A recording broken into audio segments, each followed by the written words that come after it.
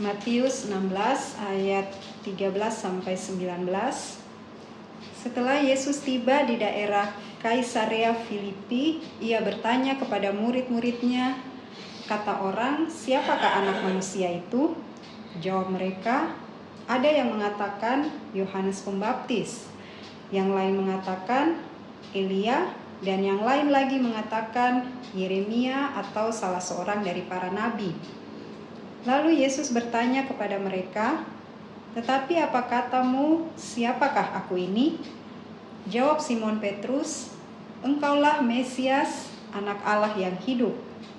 Kata Yesus kepadanya, "Berbahagialah engkau Simon, anak Yunus, sebab bukan manusia yang menyatakan itu kepadamu, melainkan Bapa-Ku yang di surga. Dan aku pun berkata kepadamu, engkau adalah Petrus, dan di atas batu karang ini aku akan mendirikan jemaatku, dan alam maut tidak akan menguasainya. Kepadamu akan kuberikan kunci kerajaan surga. Apa yang kau ikat di dunia ini akan terikat di surga, dan apa yang kau lepaskan di dunia ini akan terlepas di surga." Amin.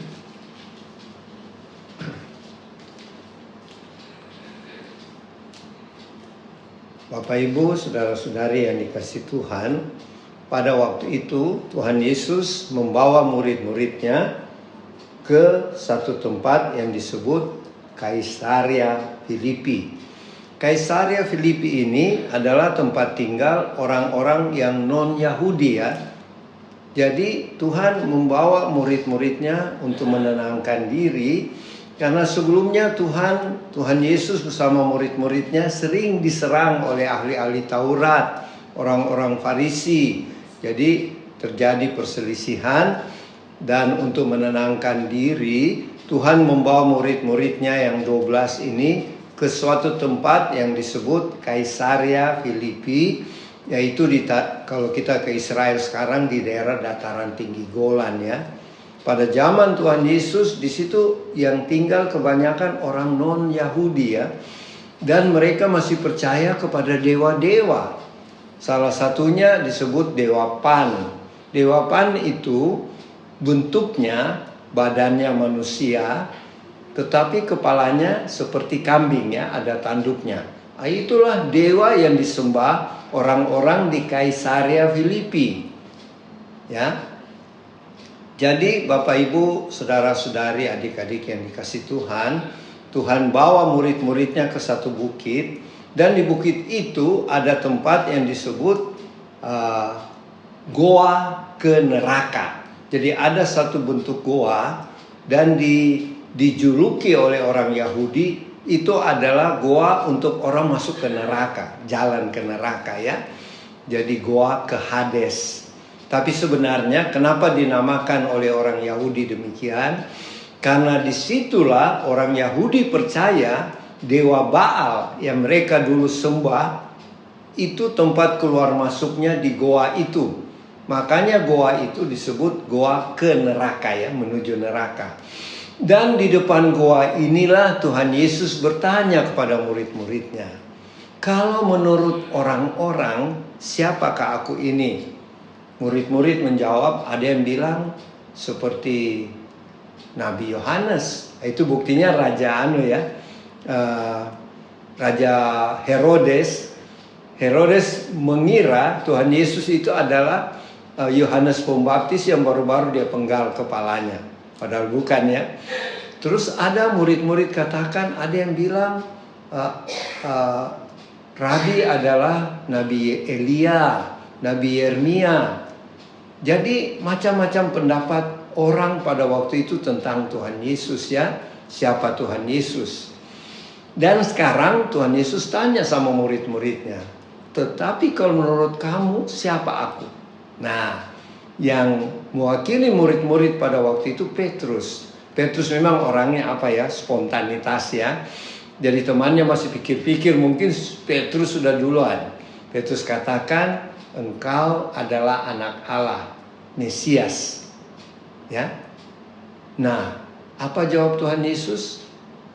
"Berbahagialah engkau Petrus, karena yang berkata itu kepadamu adalah Bapa di sorga." Jadi bukan karena pikiran Petrus ya, karena pekerjaan Roh Kudus yang berbicara di Petrus bahwa Tuhan Yesus itu adalah anak Allah dan Mesias. Kenapa bisa demikian ya? Tentu ada sebabnya. Kemudian Tuhan Yesus katakan, di atas batu karang ini aku akan mendirikan gerejaku dan alam maut tidak akan menguasainya. Jadi Tuhan tunjuk itu goa Hades, goa tempat orang-orang Kaisarea Filipi menyembah dewa Pan itu, dewa yang kepalanya kambing, badannya manusia, itu roh jahat ya. Dan di goa itu Tuhan katakan, di bukit inilah, di atas batu karang ini aku akan mendirikan gerejaku. Dan Petrus, engkau adalah batu karang ya. Karena Petrus punya watak memang keras ya, jadi seperti batu karang. Dan kemudian apa yang kau ikat, tapi Tuhan Yesus katakan bukan cuma untuk Petrus saja, tapi kepada ke-12 murid Tuhan berkata, apa yang kamu ikat di bumi akan terikat di sorga. Apa yang kamu lepaskan di bumi akan terlepas di sorga. Nah, apa artinya ini Bapak Ibu Saudara-saudari, adik-adik firman Tuhan di minggu kedua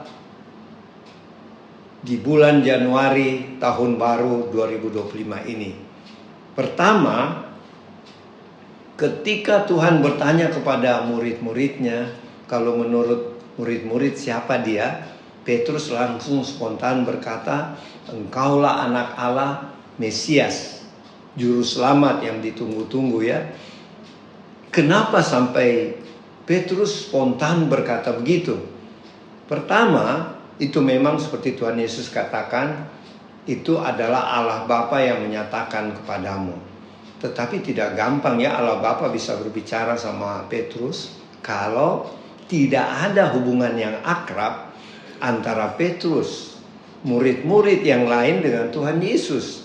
Jadi Tuhan akan berkata kepada kita, ini pelajaran pertama ya, kalau kita hubungannya akrab dengan Tuhan. Ya, kalau kita tiap hari dengan membaca firman Tuhan, bermeditasi, berdoa, maka kita sudah menjalin hubungan yang akrab dengan Tuhan Yesus, dan kita akan mendapat pesan-pesan atau pewahyuan dari Tuhan seperti yang diterima oleh Petrus, bahwa Yesus itu adalah anak Allah dan Mesias ya.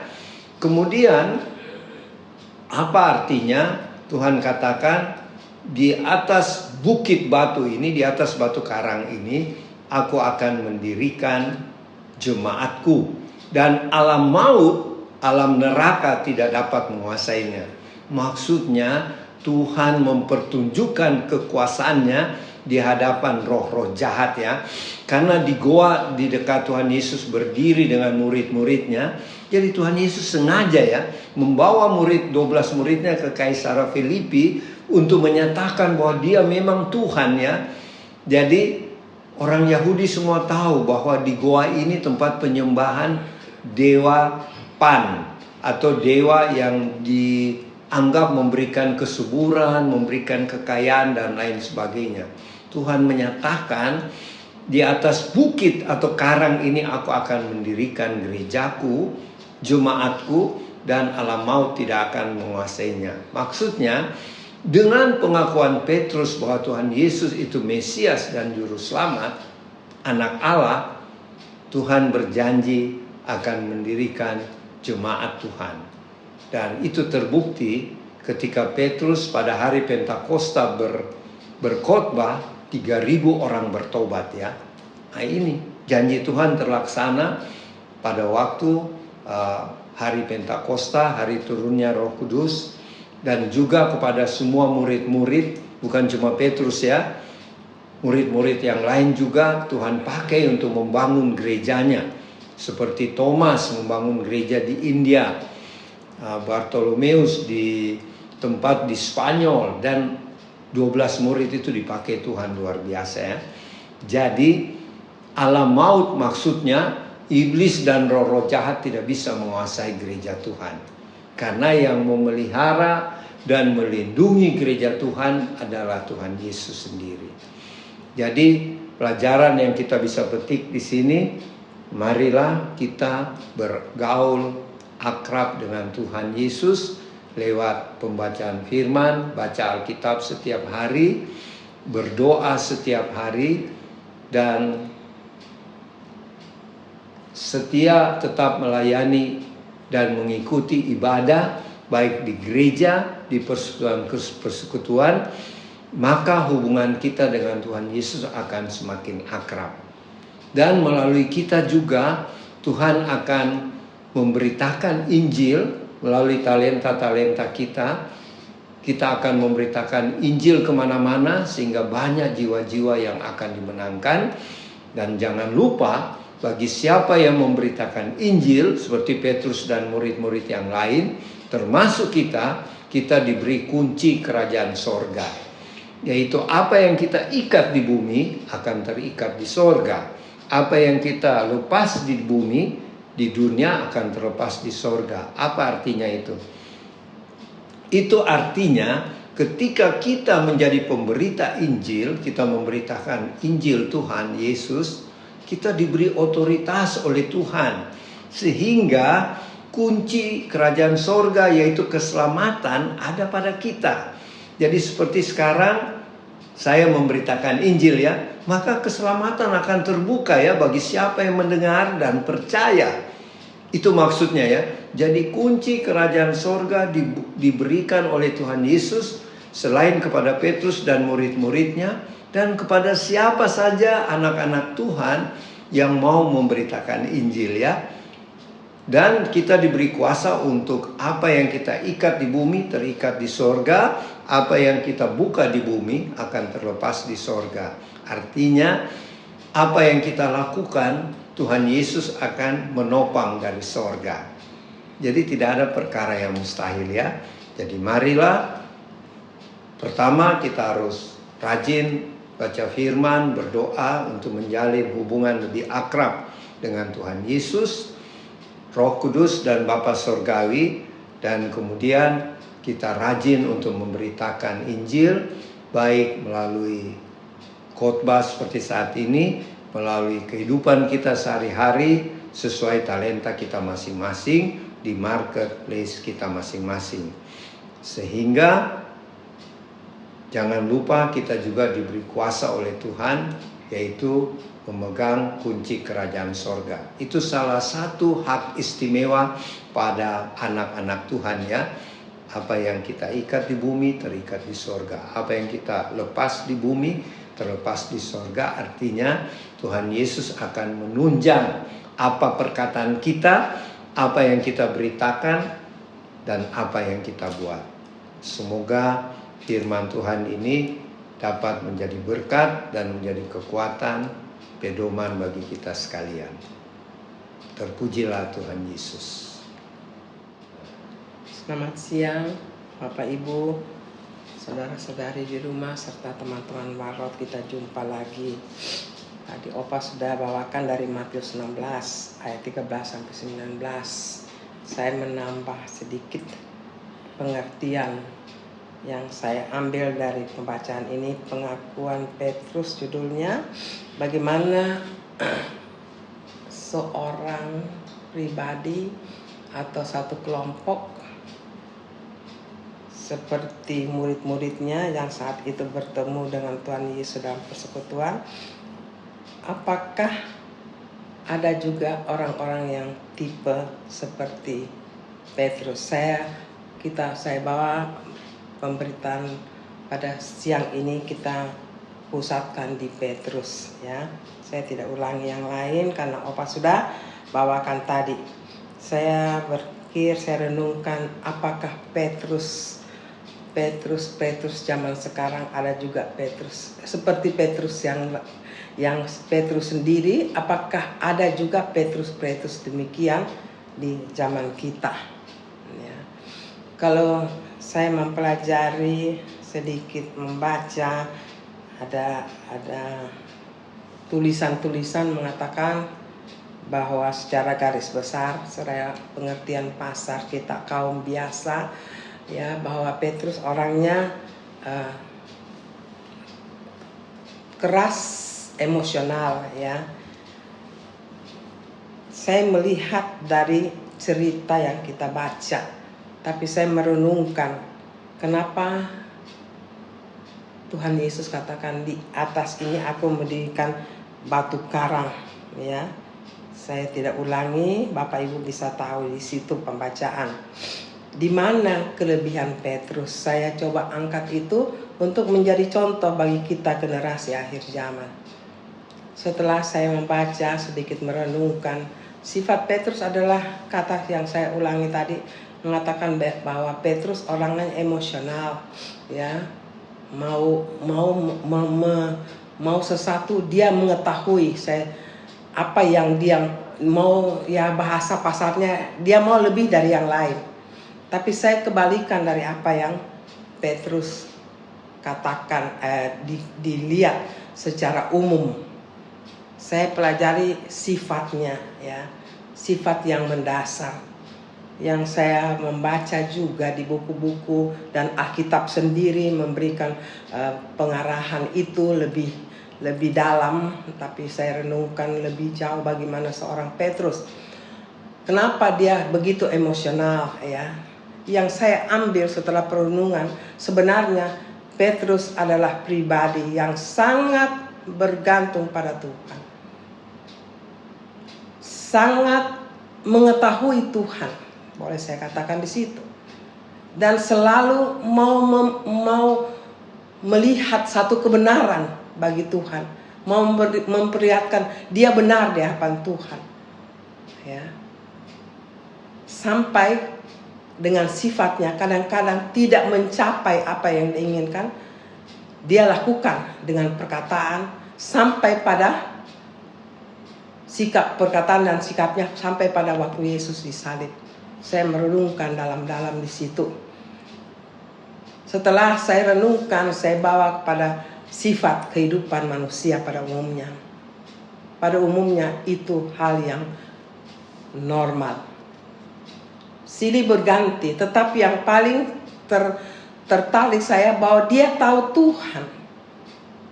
Dia bersandar dia Tuhan. Dia tahu kebenaran yang hakiki ada di Tuhan. Dan setelah dia renungkan itu, dia bawa dalam kehidupannya, dan banyak hal-hal yang benar, malah dia ingin sekarang orang lain lebih harus tahu Tuhan. Dan dia mau tunjukkan kebenarannya dia di hadapan Tuhan. Kita harus melihat pribadi Petrus ini menjadi wakil untuk kita. Karena saya mendasari juga Tuhan berpesan, di atasnya aku berikan ada batu karang itu, ya. Saya tidak bisa teratur, tapi di atasnya dia ada sebuah batu karang. Itu satu nubuat. Di situ saya pelajari, apa ya Tuhan? Karena saya jujur Bapak Ibu, saya ingin dengan yang demikian. Saya tidak mengatakan saya sempurna. Apa yang Petrus saya katakan tadi, bibit-bibit itu sebenarnya saya suka, karena saya juga ada di situ. Tetapi saya tidak sempurna seperti itu, ya. Dia tahu Tuhan, dia tahu pribadi Tuhan, dekat dengan Tuhan, dan dia selalu tunjukkan pada orang Tuhan itu benar, dan dia mau tunjukkan dirinya, aku benar. Tetapi dia jalani dengan cara manusianya. Kita harus melihat di sini, manusia, kita tetap manusia. Apa pembacaan mengenai Petrus, kita harus masukkan dalam diri kita. Dan akhirnya kita katakan, kita tetap manusia. Dan yang kedua, kita harus bergantung pada Tuhan. Baru kita dapat seperti Petrus. Saya tertarik untuk menyelidiki ini. Mungkin Petrus yang Tuhan katakan, dia adalah berdirinya batu karang di dirinya, ya, suatu batu karang teguh. Tetapi mari kita bawa kepada diri kita, terutama generasi muda di akhir zaman ini. Apakah pribadi Petrus yang baik tidak bisa kita dapat? Mari Bapak Ibu, saudara-saudari di rumah, kita renungkan sejenak. Sebenarnya hal ini bisa. Tidak ada yang sukar bagi Tuhan, asal kita mau. Saya selalu ulang-ulang. Saya bisa berikan apa yang kamu mau, apa yang kamu minta. Tetapi apakah kamu mau aku didik? Itu pertanyaan. Karena kenyataan banyak hal yang kita jalani. Kita rindu melayani.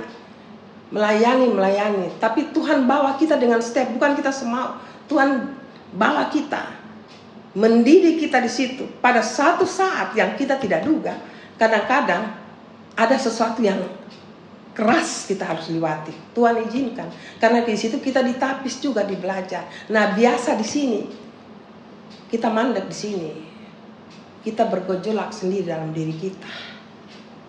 Ya. Saya percaya Petrus juga ada demikian. Tetapi tekadnya mengetahui Tuhan itu yang harus kita ambil. Walaupun kita jalan ada kerikil-kerikil, tapi mindset kita ke dalam hati, Tuhan segalanya.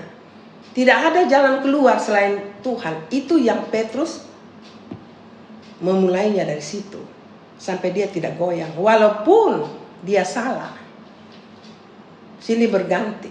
Tetapi dia tidak pernah goyang mengenai imannya. Kita harus contoh, Bapak Ibu, iman Petrus. Ya. Kalau kita melihat Petrus, kita lihat untuk maju. Tetapi kita kadang-kadang manusia melihat kita dulu. Kalau kita mau, kita naikkan pada Tuhan. Tuhan, aku mau. Bisa kita katakan, aku mau seperti Petrus, aku mau seperti Yohanes, ada 12 rasul. Bisa, kebetulan saat ini kita baca mengenai Petrus. Dan Petrus juga mewakili bahwa apa yang kau bicarakan itu bukan engkau, adalah Roh Kudus, Bapakku yang berikan. Sampai Tuhan Yesus mengatakan itu. Sekarang kita juga melihat, apakah hal Tuhan Yesus mengetahui Petrus? Tidak ada zaman sekarang mengenai orang yang seperti Tuhan Yesus. Mari kita renungkan. Kalau saya melihat Tuhan Yesus untuk sekarang itu menjadi satu karunia. Saya renungkan di situ. Ya, itu untuk kita karunia. Tuhan Yesus tetap Tuhan Yesus, tapi Tuhan Yesus waktu itu manusia juga. Sampai dia dapat hal demikian, hubungannya dengan Tuhan sangat dekat dengan Bapaknya. Sampai dia lihat Petrus. Ya, kita waktu sekarang kita melihat itu, karena kita katakan dia Tuhan. Tetapi saat itu dia manusia biasa, Bapak Ibu. Sekarang kita bawa di generasi kita. Kan Tuhan Yesus katakan, aku pergi, tapi apa yang aku pernah buat bisa kamu buat, bahkan lebih. Saya tertempelak di situ. Apakah orang-orang seperti Tuhan Yesus saat ini seperti Tuhan Yesus? Tidak ada. Ada banyak sekali, Bapak Ibu. Bahkan saya ada di situ. Tetapi semua itu karunia. Nah, karunia ada karena hubungan kita dengan Tuhan. Ada orang dibawa dari lahir. Apakah dia mau memakai karunia-Nya? Saya tidak dari situ. Saya sudah besar, baru saya bisa. Tapi saya tanggung jawab. Wow, bukan saya. Saya tidak bisa, saya dapat. Nah, dasar-dasar inilah harus kita bawa seperti Petrus. Hati Petrus. Nah, Tuhan melihat itu. Bahwa yang berbicara dengan bukan engkau. Dan dia mengakui, engkaulah Al-Masih. Seperti firman tadi, penyelamat dunia. Ya, mari kita renungkan. Semua apa yang terjadi pembacaan hari ini bisa juga ada di generasi kita. Yang menjadi pertanyaan, maukah kita? Saya selalu ajak teman-teman Bapak Ibu di rumah, mari kita ajak pribadi kita. Kita ada kelemahan, tapi kalau kita melangkah dengan Tuhan, jangan berusaha tidak memikir kelemahan kita. Tapi itu juga manusiawi. Saya juga begitu. Begitu rasa, mungkinkah, bisakah? Tetapi saya terus berdoa. Saya bawa dia ke belakang untuk kita maju bersama Tuhan. Karena kalau kita pikir Bapak Ibu, kita tidak akan maju karena melihat kekurangan kita. Jadi pembacaan hari ini kita menjadi contoh Petrus.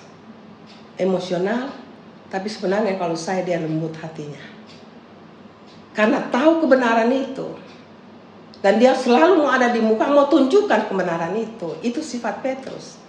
Tetapi kadang-kadang kalau dia melawan dari itu, kita lihat bagaimana waktu Tuhan Yesus dengan perahu.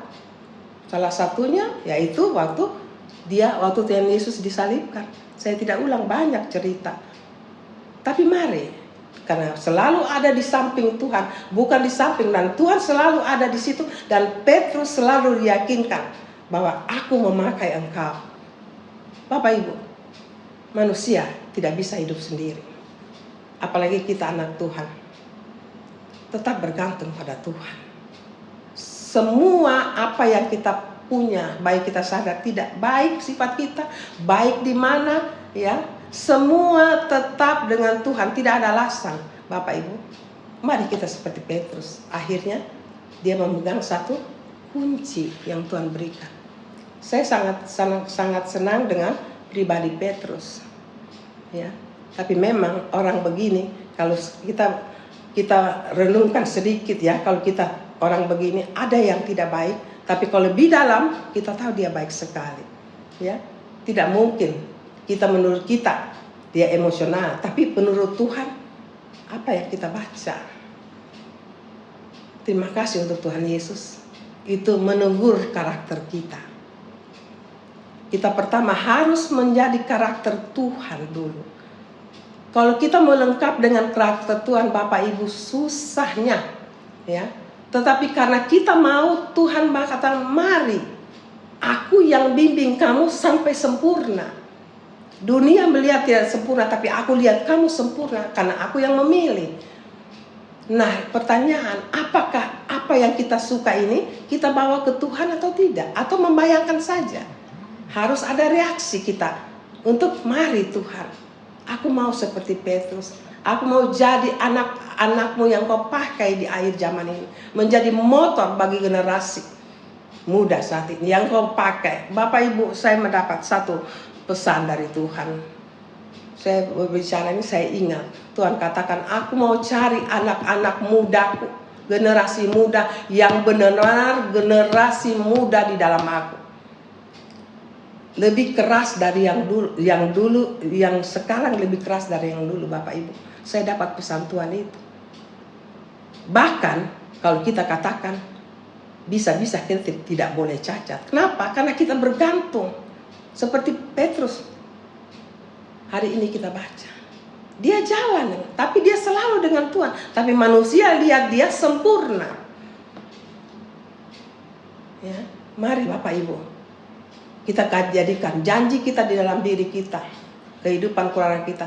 Mari kita pakai kehidupan kita pribadi keluarga untuk menjadi motor dalam Tuhan akan menjemput kita. Nyatakan kepada dunia, Tuhan itu A, B, C.